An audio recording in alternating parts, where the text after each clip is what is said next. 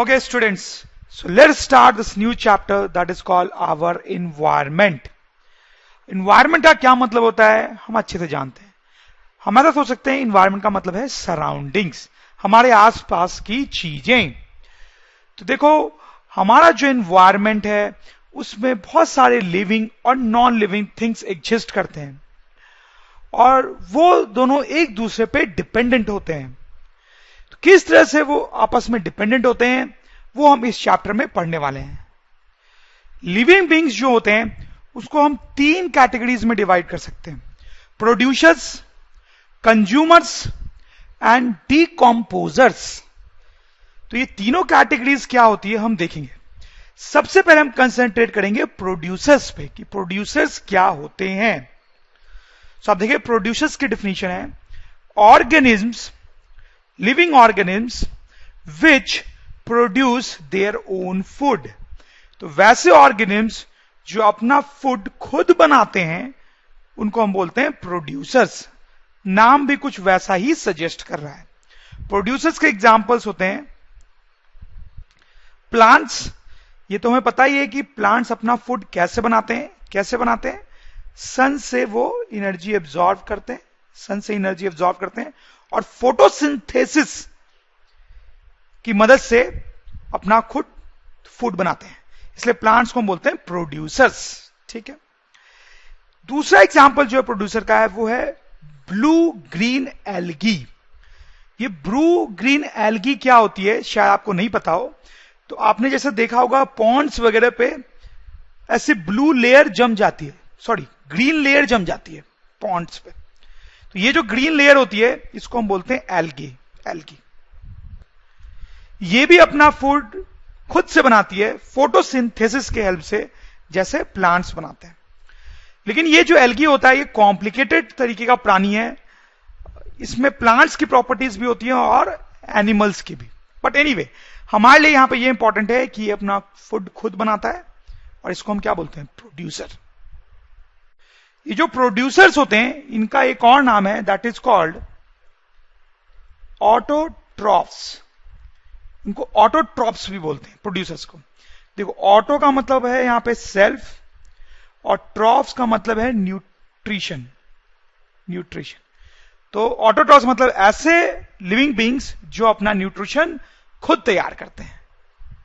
Next हम consumers की बात करेंगे. कंज्यूमर्स क्या होते हैं?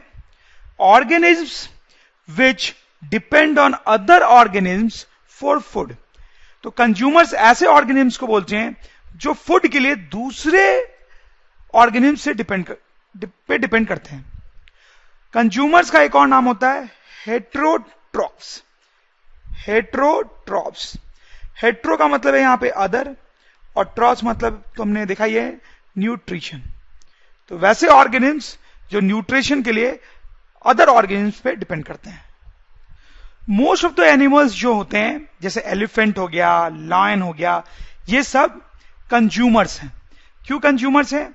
जैसे एलिफेंट जो है वो प्लांट खा के जिंदा रहता है.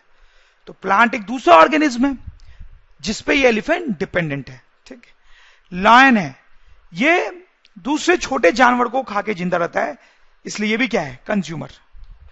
कंज्यूमर्स को भी हम तीन सब कैटेगरीज में डिवाइड कर सकते हैं. कौन कौन सी? देखिए आप ध्यान से पढ़ें. हार्बीवोर्स, लोअर क्लासेस में आपने पढ़ा होगा ये सब term. Herbivores, carnivores, omnivores. Spelling पे ध्यान रखेंगे, गलती नहीं होनी चाहिए. तो सबसे पहले हम देखेंगे हार्बीवोर्स क्या होते हैं. हार्बीवोर्स वैसे ऑर्गेनिज्म्स होते हैं जो सिर्फ प्लांट्स खाते हैं. कंज्यूमर्स जो होते हैं वो दूसरे ऑर्गेनिज्म्स को खाते हैं, यानी प्लांट्स को भी खा सकते हैं और एनिमल्स को भी. उन सबको हम क्या बोलते हैं? कंज्यूमर्स. हार्बीवोर्स वैसे कंज्यूमर्स हैं जो सिर्फ प्लांट्स को खाते हैं. उनके एग्जाम्पल डियर हो गया, ठीक है, ये सिर्फ प्लांट खाता है. एलिफेंट, काऊ, रैबिट, ठीक है, ये सब एग्जाम्पल्स हैं. कार्निवोर्स क्या है? Eat only other animals. ये ऐसे ऑर्गेनिज्म्स होते हैं, ऐसे एनिमल्स होते हैं जो सिर्फ दूसरे एनिमल्स को खाते हैं, प्लांट्स को नहीं खाते हैं. इनके एग्जाम्पल हो गए लॉयन, अब देखो ये फ्लैश खा रहा है किसी दूसरे एनिमल का, स्नेक, लायन, लियोपार्ड, ईगल, ठीक है, ये सब एग्जांपल है कार्निवोर्स के। नेक्स्ट है omnivores, eat both plants and animals. ये वैसे होते हैं जो प्लांट्स भी खा लेते हैं और एनिमल्स भी खा लेते हैं। इनके एग्जांपल्स है ह्यूमन बींग्स, हम, क्रो, कौआ। कंज्यूमर्स को सब कैटेगरी में डिवाइड करने का एक और तरीका होता है जो मैं आपको बताना चाहता हूं। जैसे ये सिचुएशन आप इंटरेस्टिंग सी देखें, प्लांट है, ठीक है, ये जो ग्रास हॉपर है वो प्लांट को खा के जिंदा रहता है, प्लांट को खा के जिंदा रहता है, ठीक है। ये जो फ्रॉग है वो ग्रास हॉपर को खाता है, ये जो स्नेक है वो फ्रॉग को खाता है, और ये हॉक एक बर्ड होती है बहुत खतरनाक सी जो स्नेक को खाती है। तो आप समझ रहे हैं क्या चेन टाइप सी चीज बन रही है यहां पे। हॉक स्नेक को खाता है, स्नेक फ्रॉग को खाता है, फ्रॉग ग्रास हॉपर को खाता है, ग्रास हॉपर प्लांट को खाता है, ठीक है। अब यहां पे ये जो ग्रास हॉपर है इसको बोलते हैं प्राइमरी कंज्यूमर या first order consumer. Grass hopper जो प्लांट को खा रहा है उसको बोलते हैं प्राइमरी कंज्यूमर और फर्स्ट ऑर्डर कंज्यूमर। तो प्राइमरी कंज्यूमर क्या होता है, consumers depending directly on producer. तो प्राइमरी कंज्यूमर ऐसा कंज्यूमर है जो डायरेक्टली प्रोड्यूसर पे डिपेंड करता है। अब देख सकते हैं प्लांट प्रोड्यूसर होता है, डायरेक्टली प्रोड्यूसर पे डिपेंड करता है, ठीक है। वैसे फ्रॉग को क्या बोलते होंगे, सेकेंडरी कंज्यूमर या सेकेंड ऑर्डर कंज्यूमर। वैसे स्नेक को क्या बोलते होंगे, टर्शरी कंज्यूमर या थर्ड ऑर्डर कंज्यूमर। और फिर ये हॉक जो है उसको बोलते हैं टॉप कंज्यूमर, टॉप कंज्यूमर, क्योंकि इसके बाद अब कोई नहीं है। तो ये टॉप कंज्यूमर होता है नॉट ईटन बाय एनीवन, उसको कोई नहीं खा सकता है, इसीलिए उसको टॉप कंज्यूमर बोल रहे हैं, ठीक है। तो इसको हमने बोला प्राइमरी कंज्यूमर, इसको सेकेंडरी, इसको टर्शरी और इसको टॉप। टॉप कंज्यूमर वो होता है जिसको कोई नहीं खा सकता, और प्राइमरी कंज्यूमर वो होता है जो प्लांट्स को खाता है, प्लांट्स को। तो अगर आप और डीपली देखें तो ये जो प्राइमरी कंज्यूमर होता है वो बेसिकली कुछ नहीं, हार्वीवोर है, वो हार्वीवोर है, राइट, क्योंकि वो प्लांट खाता है। और उसके अलावा जितने भी है सेकेंडरी, टर्शरी, टॉप, ये सब कैसे हैं, ये कार्निवोर या ओमनीवोर हो सकते हैं। जैसे एक और सिचुएशन आप देख सकते हैं, प्लांट को डियर खाता है और डियर को लॉयन खाता है, और फिर लायन को कौन खाता है, किसकी हिम्मत है जो लॉयन को खाएगा, ठीक है। तो यहां पे जो डियर है वो डायरेक्टली प्रोड्यूसर को खा रहा है, डायरेक्टली प्रोड्यूसर को खा रहा है, और हार्वीवोर भी है, इसको हम बोलेंगे प्राइमरी कंज्यूमर,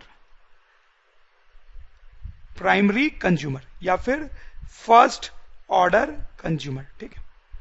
और ये जो लायन है उसको क्या बोलेंगे हम, उसको हम सीधे का सीधे टॉप कंज्यूमर बोल देंगे यहां पे, ठीक है, टॉप कंज्यूमर। यहां पे वो टर्सरी और सेकेंडरी कंज्यूमर नहीं है इस केस में।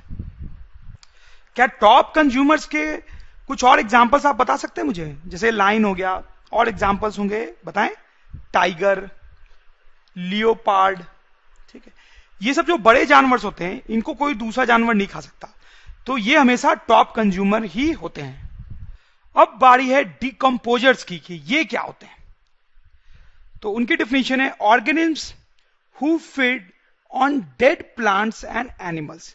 ये ऐसे ऑर्गेनिज्म्स होते हैं जो मरे हुए प्लांट प्रोडक्ट्स और एनिमल्स को खा के सर्वाइव करते हैं।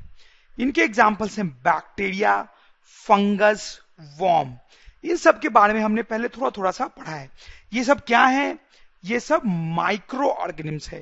ये बहुत ही छोटे छोटे ऑर्गेनिम्स होते हैं जो नेकेड आई से जनरली दिखाई नहीं देते हैं। ये जो ऑर्गेनिम्स होते हैं वो डेड प्लांट्स और एनिमल्स पे सर्वाइव करते हैं। जैसे मैं आपको एग्जांपल दूं, ये देखें आप, रॉटन प्लांट प्रोडक्ट्स हैं ये, ठीक है। तो ये सड़ जाते हैं। तो ये कैसे सड़ जाते हैं, इनमें बैक्टीरिया, फंगस, वॉर्म ये लग जाते हैं और धीरे धीरे ये इनको खा जाते हैं। काफी टाइम लगता है खाने में, बट खा जाते हैं, ठीक है। कोई एनिमल मर गया तो आपने देखा होगा कि उसकी लाश जो होती है वो धीरे धीरे सड़ जाती है और पूरी तरह से खत्म हो जाती है। कैसे, तो उसमें यही माइक्रो ऑर्गेनिम्स जो होते हैं वो लग जाते हैं और वो उसको खा के खत्म कर देते हैं। तो इन माइक्रो ऑर्गेनिम्स को हम बोलते हैं डिकम्पोजर्स।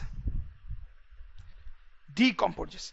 इनका एक और नाम भी है सेप्रोट्रोफ्स, सेप्रोट्रॉप्स और सेप्रोफाइट्स। सेप्रो वर्ड का एक्चुअली मतलब है रॉटन, तो आप समझ गए होंगे कि ये नाम क्यों रखा गया है, रॉटन।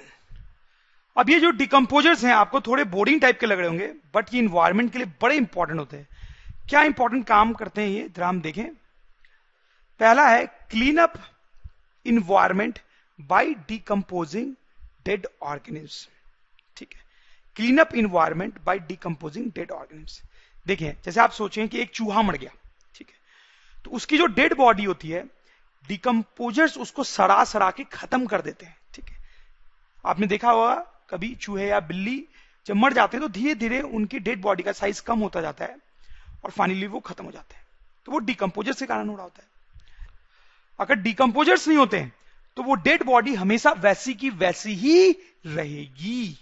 तो आप समझ रहे डिकम्पोजर्स क्या कर रहे हैं, क्लीन अप इन्वायरमेंट, इन्वायरमेंट को क्लीन अप कर रहे हैं हमारे बाय डिकम्पोजिंग डेड ऑर्गेनिम्स।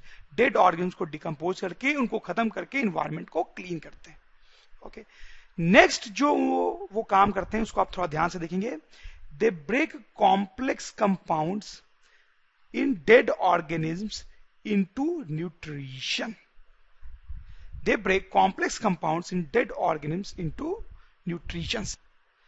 जैसे आप देखें ये मरा हुआ जानवर है, तो डिकम्पोजर्स इस पे एक्ट करके इसको धीरे धीरे खत्म करते हैं। तो इसके बॉडी में जो है वो बहुत कॉम्प्लेक्स कंपाउंड्स होंगे। ठीक है, कॉम्प्लेक्स कंपाउंड्स होंगे। तो डिकम्पोजर्स उन कॉम्प्लेक्स कंपाउंड को तोड़ के न्यूट्रिशन बनाते हैं, न्यूट्रिशन। ठीक है, तो इनकी बॉडी में बहुत सारे कॉम्प्लेक्स कंपाउंड होंगे, डिकम्पोजर्स उसको तोड़ते हैं छोटे छोटे पार्ट्स में और उससे न्यूट्रिशन बनाते हैं, न्यूट्रिशन। और ये जो न्यूट्रिशन होता है क्या होगा उसका, वो यहां की मिट्टी में मिल जाएगा, यहां की मिट्टी में मिल जाएगा। ठीक है, जिससे वो मिट्टी और अच्छी हो जाएगी और फर्टाइल हो जाएगी। तो वही लिखा गया है यहां पे, they break complex compounds in dead organisms into nutritions. These nutritions mix with soil making soil more fertile. Let's say food chain क्या होता है। फूड चेन बड़ी इंटरेस्टिंग चीज है और टेक्निकली हम इसको ऑलरेडी देख चुके हैं। जैसे ये चीज हमने देखी थी कि प्लांट को ग्रास हॉपर खाता है, उसको फ्रॉग खाता है, उसको स्नेक खाता है, उसको हॉक खाता है। तो ये जो चीज हमने बनाई है इसको बोलते हैं फूड चेन, कि कौन किसको खाता है। जैसे एक और एग्जांपल हमने ऑलरेडी देखा है उसका, कि प्लांट को डियर खाता है, डियर को लॉयन खाता है।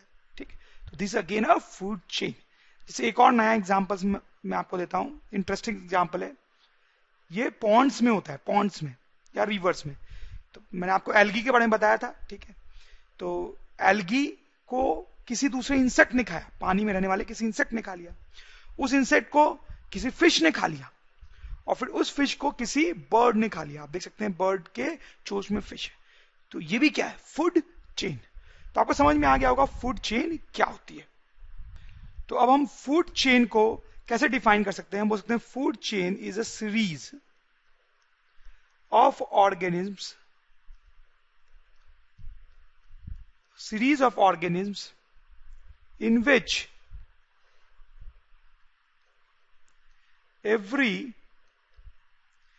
next organism depends on the one before it। सही बात है, ऐसा ही होता है। Food chain is a series of organisms in which every next organism depends on the one before it. Food web क्या होता है हम देखेंगे। फूड चेन के बारे में मैंने आपको बताया, लेकिन ये फूड चेन जो होती है वो पूरी कहानी नहीं बताती हमें। जैसे कि देखें आप, ये फूड चेन बता रही है कि डियर को लायन खाता है, लेकिन क्या डियर को सिर्फ लायन ही खाता है और कोई एनिमल नहीं खाता है? खाता है ना, डियर को टाइगर भी खाता है, लियोपार्ड भी खाता है। ठीक है, तो और भी ऑर्गेनिम्स हैं जो डियर को खाते हैं। वैसे लायन क्या सिर्फ डियर को खाता है?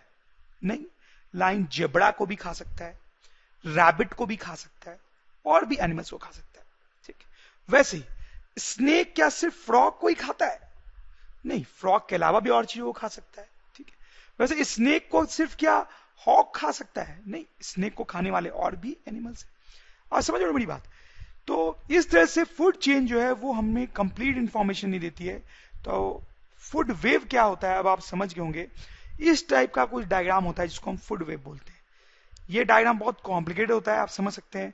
डिफरेंट टाइप्स के प्लांट्स हैं, आप देखो इस प्लांट को कई सारे एनिमल्स खाते हैं, ठीक है। फिर जैसे यहां पे आप देखें, ये जो भी चीज है उसको फिर फ्रॉग ने खाया, फिर फ्रॉग को स्नेक भी खा सकता है और बर्ड भी खा सकती है। वैसे ही सिलसिला चलता रहता है। जैसे आप देखें स्नेक है, स्नेक फ्रॉग को भी खा सकता है, इस बर्ड को भी खाता है, इस एनिमल को भी खाता है। तो इस तरीके का जो डायग्राम है कॉम्प्लिकेटेड सा, उसको हम बोलते हैं फूड वेव। ट्रॉफिक लेवल क्या होते हैं ये हम देखेंगे।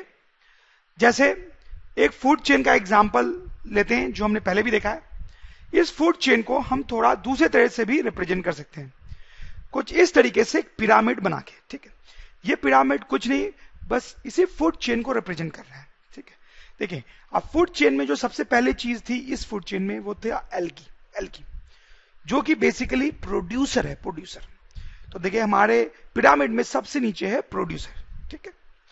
फिर उसको एक इंसेक्ट खाता है, तो इंसेक्ट हो सकता है हार्बीवोर हो, ठीक है।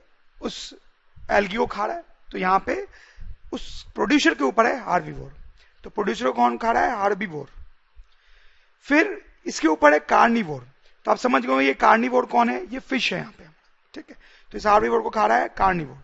फिर टॉप पे है टॉप कार्निवोर, जो इस बर्ड को रिप्रेजेंट कर रहा है, ठीक है। तो कार्निवोर को खा रहा है टॉप कार्निवोर, मतलब फिश को खा रहा है बर्ड। तो जब हम फूड चेन को इस तरह ट्रायंगुलर फॉर्म में रिप्रेजेंट करते हैं तो हम ट्रॉफिक लेवल्स की बात करते हैं। जो सबसे नीचे है वो खाया जाएगा उसके ऊपर वाले द्वारा, ठीक है। और जो सबसे टॉप पे है उसको कोई नहीं खा सकता, ठीक। तो ये जो सबसे बॉटम लेवल हुआ हमारा, उसको हम बोलेंगे फर्स्ट ट्रॉफिक लेवल। फिर इसको हम बोलेंगे सेकंड ट्रॉफिक लेवल, इसको बोलेंगे थर्ड ट्रॉफिक लेवल, और इसको बोलेंगे फोर्थ ट्रॉफिक लेवल। यहां पे हमारे पिरामिड में 4 ट्रॉफिक लेवल्स थे, लेकिन कोई जरूरी नहीं है कि 4 ही ट्रॉफिक लेवल्स हों। आप समझ रहे होंगे ऐसा। अगर फूड चेन छोटी होगी तो क्या होगा स्टूडेंट्स? कम लेवल्स होंगे। अगर फूड चेन और लंबी है तो क्या होगा स्टूडेंट्स? और लेवल्स होंगे। जैसे आप देख सकते हैं कि ये एक छोटी फूड चेन है, ठीक है। इसमें आप बताएं कितने लेवल्स होंगे, शायद आप समझ रहे हो। इसको पिरामिड के फॉर्म में मैंने ऐसे बनाया है। सबसे पहले प्रोड्यूसर जो हमारा प्लांट है, फिर हार्बीवोर जो हमारा डियर है, फिर टॉप कार्निवोर जो कि हमारा लायन। तो यहां पे कितने लेवल्स है? Clearly 3। This is our first trophic level, this is our second trophic level and this is our third trophic level.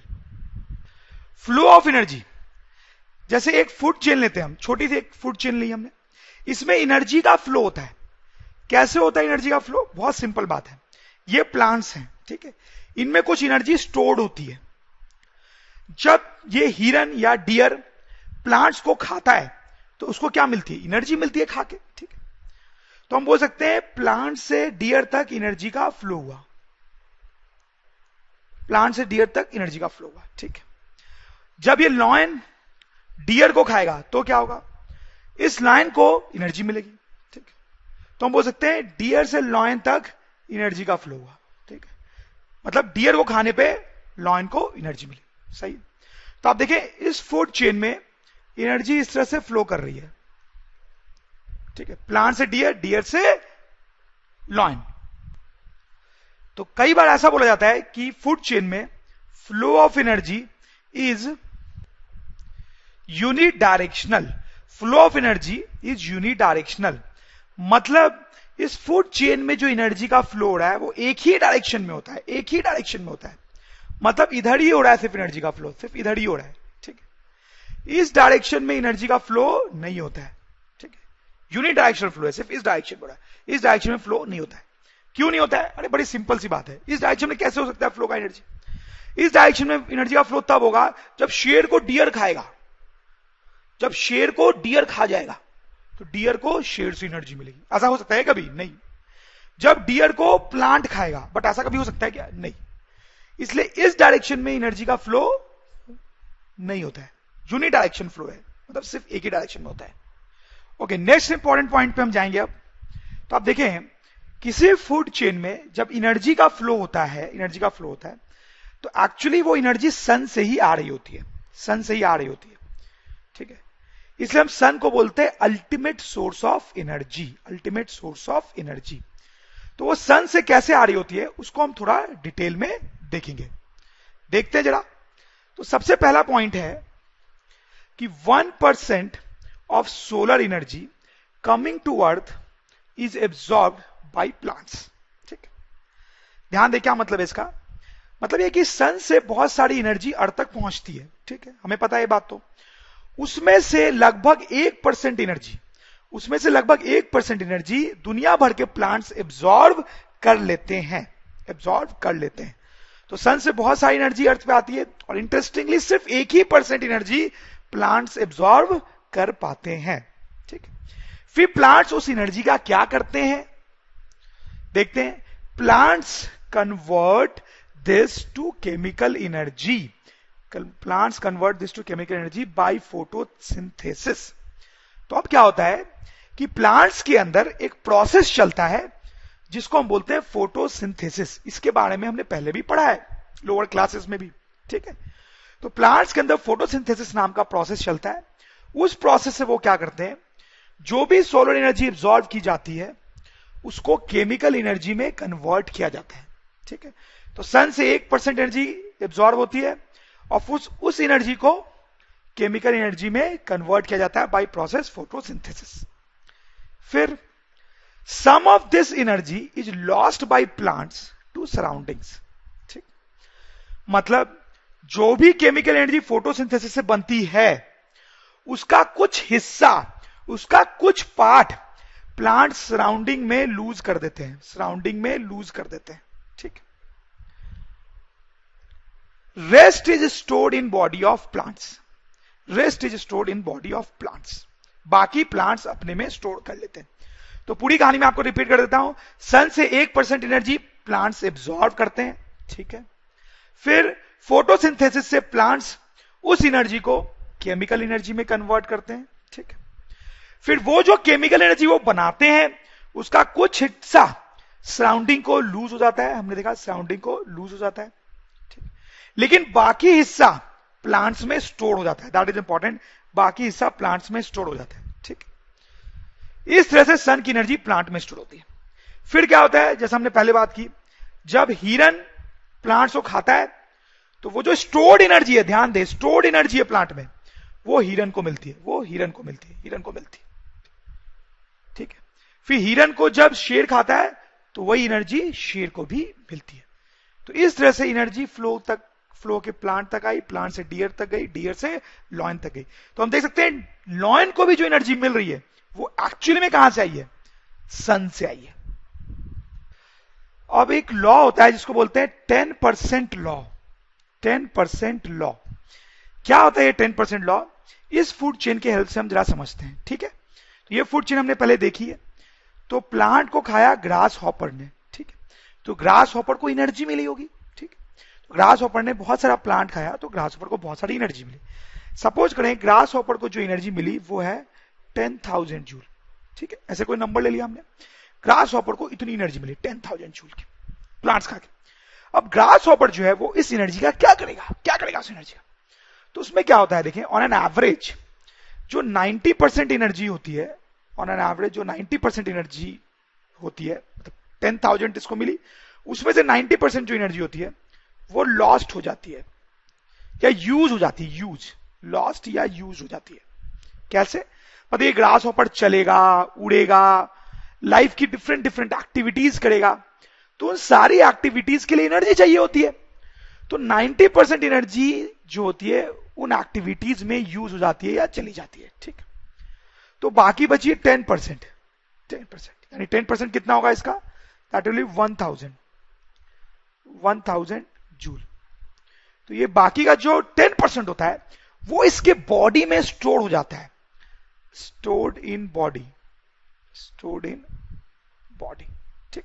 तो आप समझिए क्या हुआ, ग्रास हॉपर को 10,000 की एनर्जी मिली प्लांट्स खा के, उसमें से 90% मतलब ज्यादा कर तो यूज हो गई डे टू डे लाइफ की एक्टिविटीज करने में, मतलब चलने में, उड़ने में, बाकी और काम करने में। बाकी 10% जो थी सिर्फ यानी 1000 वो उसके बॉडी में स्टोर हो जाए। ठीक है, अब आते हैं फ्रॉग पे। ग्रास हॉपर को खाएगा फ्रॉग, तो एक ग्रास हॉपर को जब फ्रॉग खाता है तो फ्रॉग को एनर्जी मिलती है। एक ग्रास हॉपर को खा के कितनी एनर्जी मिलेगी उसको आप सोचो, इतनी, ये वाली, क्योंकि ये जो एनर्जी है वो ग्रास हॉपर के बॉडी में स्टोर हुई थी। ठीक, तो वो स्टोर्ड एनर्जी अब फ्रॉग को मिल जाएगी, यानी फ्रॉग को कितनी एनर्जी मिली, 1000 जूल। ठीक, अब उस एनर्जी का क्या होगा फ्रॉग के बॉडी में, फिर से वही कहानी होगी, लगभग 90% जो एनर्जी है वो यूज हो जाएगी। कैसे यूज हो जाएगी, फ्रॉग चलेगा, कूदेगा, लाइफ की डिफरेंट डिफरेंट एक्टिविटीज करेगा, तो उसमें ज्यादातर एनर्जी यूज हो जाती है। बाकी जो 10% है वो क्या होगी, stored in the body, stored in body, वो फ्रॉग के बॉडी में स्टोर हो जाएगी। 10% मतलब कितना, 1000 का 10%, दैट इज 100 जूल ओनली। ठीक, ठीक, तो फ्रॉग के बॉडी में 100 जूल की एनर्जी स्टोर हुई। ठीक, अब ये स्नेक उसको खाएगा। ठीक, तो जब स्नेक उसको खाएगा तो फ्रॉग के बॉडी में जो स्टोर्ड एनर्जी है, स्टोर्ड एनर्जी वो स्नेक को मिलेगी। ठीक, तो स्नेक को कितनी एनर्जी मिली, सिर्फ 100 जूल। फिर उसमें से 90% आप समझ सकते हो कि यूज हो जाएगी स्नेक के डे टू डे एक्टिविटी में, और 10% यानी कि 10 जूल वो उसके बॉडी में स्टोर हो जाएगी। ठीक, स्टोर हो जाएगी। अब स्नेक को जब ये बर्ड खाएगी तो क्या होगा, इसके बॉडी में जो स्टोर्ड एनर्जी थी 10 जूल की वो इसको मिलेगी। ठीक है, इस तरीके। अब इसको तो कोई खाता है नहीं, सो आप देख सकते हैं क्या हुआ कि अगर ग्रास हॉपर को इतनी एनर्जी मिली थी प्लांट्स खाने पे, ठीक है, तो फिर एक ग्रास हॉपर को खाने पे फ्रॉग को उसकी 10% ही एनर्जी मिली, फिर एक फ्रॉग को खाने पे स्नेक को फर्दर 10% ही एनर्जी मिली, फिर स्नेक को जब हॉक खाता है तो फर्दर सिर्फ 10% एनर्जी ही मिलती है।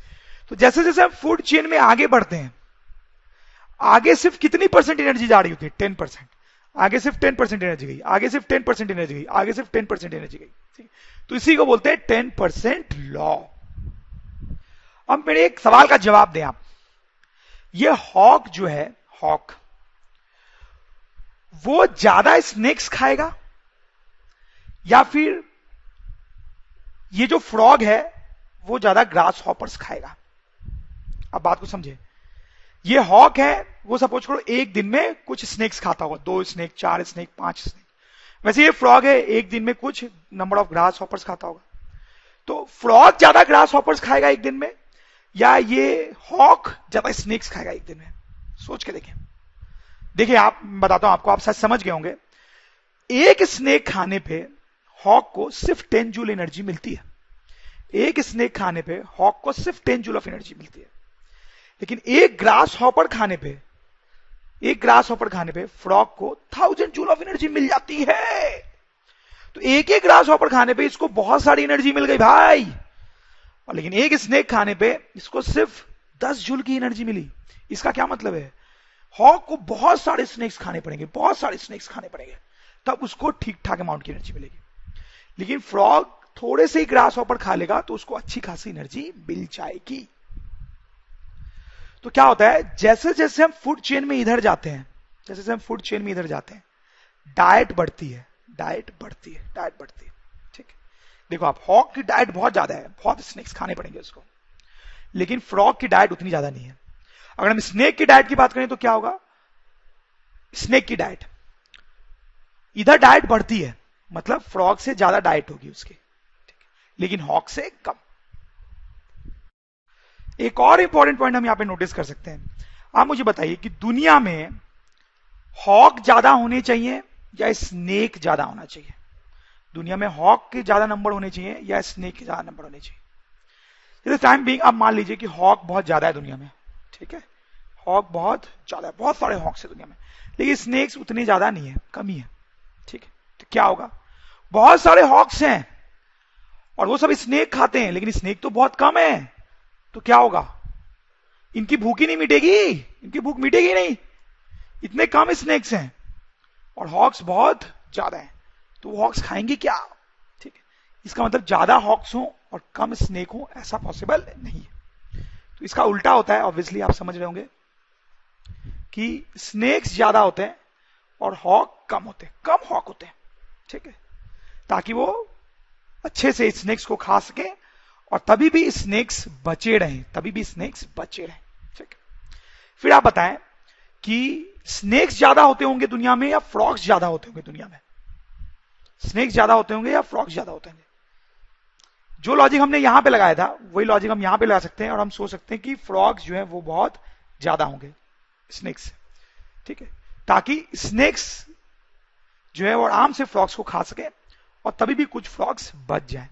उसी तरह से ग्रास हॉपर्स की हम बात करेंगे तो वो और भी ज्यादा होने चाहिए नंबर में, और प्लांट्स की बात करेंगे तो और भी ज्यादा, ठीक है। तो हम ऐसा सोच सकते हैं कि जैसे जैसे हम फूड चेन में आगे जाते हैं, फूड चेन में हम आगे जाते हैं, जैसे फूड चेन में आगे जाते हैं, नंबर ऑफ ऑर्गेनिज्म डिक्रीजेस। जो ऑर्गेनिज्म है आगे वो कम पाया जाता है, कम पाया जाता है, ठीक है। तो ग्रास हॉपर बहुत सारे होते होंगे दुनिया में, फ्रॉग उससे कम होंगे, स्नेक उससे भी कम और हॉक उससे भी कम। जैसे अगर हम इसको ग्राफिकली रिप्रेजेंट करना चाहें इस बात को तो हम ऐसे रिप्रेजेंट करेंगे, ठीक है, कि हॉक कम होंगे, एच फॉर हॉक, स्नेक्स उससे ज्यादा होंगे, फ्रॉग्स उससे भी ज्यादा होंगे, ग्रास हॉपर्स उससे भी ज्यादा होंगे, प्लांट्स उससे भी ज्यादा होंगे। तो हम ऐसा सोच सकते हैं कि जब हम ट्रॉफिक लेयर में ऊपर जाते हैं, ट्रॉफिक लेवल में ऊपर जाते हैं, तो नंबर ऑफ